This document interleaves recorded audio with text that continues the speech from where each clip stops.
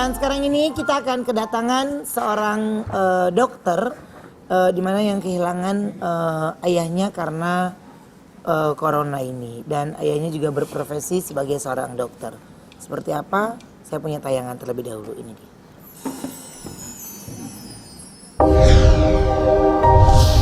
Berita duka terus menyelimuti negeri di tengah pandemi virus corona yang terus menyebar.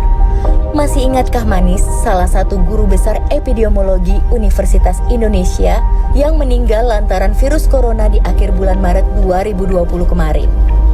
Perjuangan Dr. Bambang dalam berjuang melawan virus corona diceritakan oleh anaknya yang juga menjadi dokter, yaitu Leonita Triwacuni. Kabarnya Dr. Bambang terpapar virus corona karena ternyata salah satu pasien yang ditangani merupakan suspek corona. Gimana ceritanya ya Manis? Yuk langsung aja dengerin ceritanya Dr. Leonita hanya di Brownies, obrolan manis hits.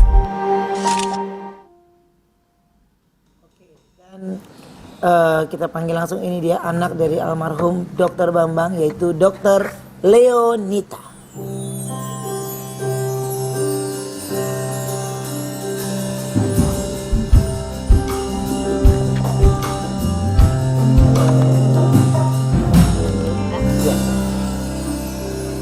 Terima kasih Dr. Leonita sudah hadir di sini, dan pasti kami juga ikut berbela-sungkawa untuk papa tercinta.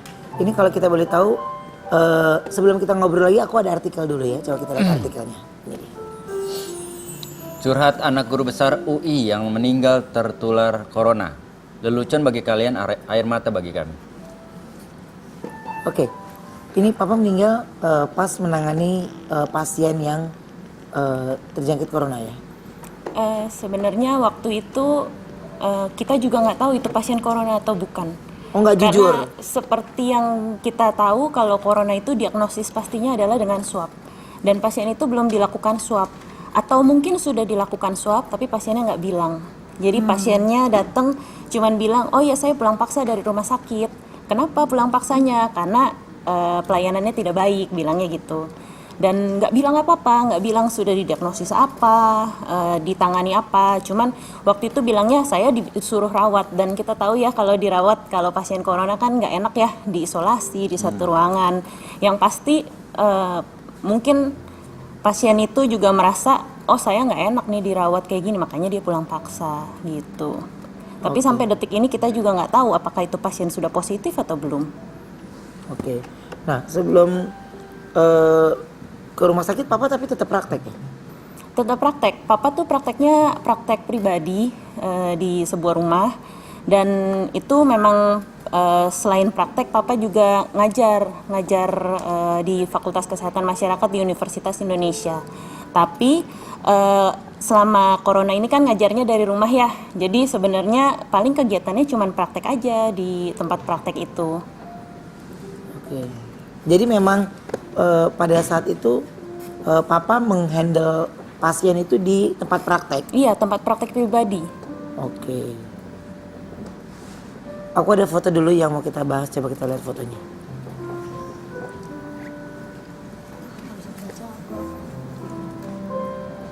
Ini postingan Leo kita pada saat mendengar kabar papa meninggal. Iya. Apa gimana? Ini pas aku di rumah sakit, aku masih di ruang tunggu itu. Itu foto ruang tunggu di isolasi. Ini masih nungguin papa? Masih nungguin papa. Tapi saat itu memang udah diberitahu meninggal, jadi kita nunggu di situ. Karena memang persiapan penguburannya pun kan disediakan oleh pemerintah ya. Nah, Gitu. Jadi justru malah nunggu cerita dibuat. kamu ini bisa dibilang cerita pada saat awal-awal sebelum COVID sejauh ini ya? Iya, itu 23 Maret. 23 Maret kan? Justru malah kamu yang mengingatkan kita semuanya untuk tetap di rumah. Ya bisa dibilang gitu sih. Soalnya waktu itu juga sebenarnya di negara-negara lain kan udah heboh, dan di Ya. kita baru mulai. Dan Ya. masyarakat belum paham. Contohnya seperti pasien yang datang ke tempat praktek papa itu, dia memang di luar datang dengan masker. Sampai Ya. di tempat praktek, di ruang periksanya dia buka masker. Maksudnya ya belum paham gitu bahwa pakai masker itu penting loh sebenarnya. Dengan pakai masker bisa banget kita menjaga biar nggak nular ke orang lain. Kalau papa itu sebenarnya prakteknya apa? Dokter apa? Prakteknya sebagai dokter umum karena guru besarnya kan guru besar di bidang pengajaran. Oke. Berapa Jadi lama Papa dirawat sempat di rumah sakit? Papa dirawat hanya semalam.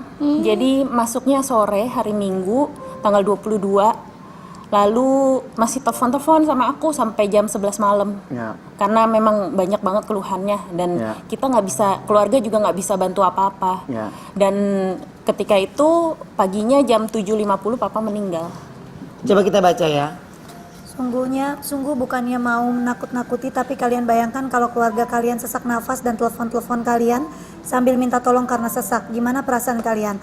Atau kalau kalian sendiri akhirnya tumbang karena COVID dan isolasi sendirian, sesak juga dinikmati sendirian. Bagaimana perasaan kalian? Yang menyedihkan buat pasien suspek COVID adalah meninggal sendirian, sesak sendirian. Mau minta tolong nggak ada perawat berjaga, ruangan isolasi tertutup, keluarga nggak bisa lihat. Tahu apa yang papa lakukan pas sesak tadi malam, telepon anak dan menantunya minta tolong. Saya sampai menelepon rumah sakit untuk kasih tahu karena keluarga nggak bisa masuk. Jadi selama kalian punya hidup yang kalian hargai, punya keluarga yang kalian kasihi, yang masih hidup, please jangan menambah penyebaran virus. Jadi pas saat papa dirawat, saat papa sesak, dokter nggak ada yang jaga di dekat papa? Sebenarnya kalau ruang isolasi itu benar-benar satu ruangan, isinya satu orang. Ya. Dan perawat itu misalnya yang jaga 2 orang atau 3 orang, itu jaga untuk seluruh ruang isolasi. Mereka hanya memantau misalnya dari monitor, dan kalau ada keluhan misalnya pencet bel, perawatnya baru datang. Jadi benar-benar bukan kayak ICU yang satu orang satu pasien gitu. Jadi memang nggak bakal ada yang ada di sebelahnya, pasti sendirian. Jadi pas saat papa ngabarin keluarga, justru keluarga lagi duduk nunggu di luar? Waktu itu saya kan rumahnya deket, jadi saya tunggu di rumah. Tapi benar-benar papa telepon-telepon terus tuh. Dan memang nggak bisa, jadi kan kebetulan saya juga pernah jaga di sana dan saya ada junior saya yang jaga di sana. Nah junior saya tuh ngetok-ngetok ke sana, minta tolong ditengok gitu. Sampai akhirnya tapi papa tetap telepon-telepon, berkali-kali papa telepon sampai malam-malam itu bilang sesek banget, kok kedinginan dan lain sebagainya. Itu akhirnya aku telepon langsung juga ke dalam ruangan isolasinya itu dengan extension yang aku tanya dari junior aku itu. Terus kata mereka, iya nanti kami lihat gitu. Jawabannya sebenarnya cuma terbatas gitu. Tapi saya sendiri nggak tahu apa yang terjadi di dalam gitu. Jadi memang tulisan dari postingan dokter ini mengingatkan kita semua sebenarnya ya. Jadi ya bagaimana lu ngerasain di posisi seperti itu atau di posisi pasien ya. Dan untuk Leonita sendiri datang waktu papa meninggal, kamu sempat menghadiri pemakaman atau tidak? Saya sempat menghadiri pemakaman. Saat itu aturan-aturan pemakaman masih belum jelas. Yang menjelaskan tentang aturan pemakaman pun ada dokter forensik sana, tapi habis itu dibawa oleh dinas pemakaman, kami masih boleh ikut sampai menguburkan. Tapi memang kita nggak boleh menyentuh peti matinya pun nggak. Padahal kita lihat sendiri peti matinya sudah dilapisi plastik juga. Jadi kan jenazahnya dimasukkan ke dalam plastik kedap air, lalu dimasukkan ke peti, lalu petinya pun diplastiki lagi. Jadi tapi kita semua ikut. Kebetulan yang ikut keluarga inti dan ada 2 orang adik papa yang ke sana. Di mata kamu, papa ini sosok yang seperti apa sih, Leonita? Mungkin saya juga sering cerita ke orang-orang, papa tuh pekerja keras ya. Dari zaman dulu banget. Kayak pasiennya, mahasiswanya itu kayak paling penting. Gitu. Jadi selalu diutamakan ya. Pernah saya wisuda. Ini nih foto ini. Pernah saya wisuda.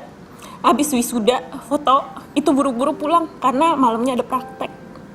Gitu. Jadi kayak pasien yang kemarin pun juga bilang, ini loh pasien ini dari jauh, kasihan, masa nggak ditolong gitu. Akhirnya benar-benar berangkat. Padahal waktu itu kan emang keadaannya udah mulai rame ya, jadi harusnya sih kalau nggak praktek pun nggak apa-apa, usia papa kan udah di atas 60 gitu, tapi tetap kasihan lah dari jauh, ayo kita berangkat aja gitu.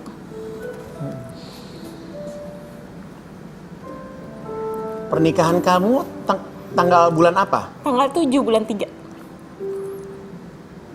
Berarti ini momen terakhir papa menghadiri dan menemani saat pernikahan kamu ya? Mungkin bisa dibilang ini momen perpisahan dengan papa yang setidaknya kita masih punya kenangan, ada foto bersama. Berarti kamu menjadi seorang dokter karena mengikuti jejak papa. Bisa dibilang gitu sih, karena dari kecil aku udah kayak anak papa banget gitu. Jadi kemana-mana kan papa sering penelitian di luar negeri, jadi aku kemana-mana aku diajak. Ya sedikit merasa dijebak sih, karena kayak oh enak nih dokter keluar negeri terus gitu. Padahal kalau sekarang dijalanin mah sekolahnya panjang ya, kan kita semua tahu nggak selesai nih. Saya aja sampai detik ini masih berstatus sebagai pelajar gitu, masih sebagai residen program pendidikan spesialis gitu. Dan Kamu lagi ambil spesialis lagi? iya, lagi ambil spesialis. Dan papa itu selalu bilang ke kita semua dari kecil, papa dan mama tuh selalu ngajarin, di dalam hidup tuh nggak ada kita yang nggak tahu, nggak mau dan nggak bisa gitu. Semua pasti kita tahu, kita mau dan kita bisa, tinggal gimana kita mau usaha gitu. Oke, nah ini kalau melihat hal yang seperti ini kan mungkin kepergian papa juga di saat virus corona di mana orang belum aware banget, ya.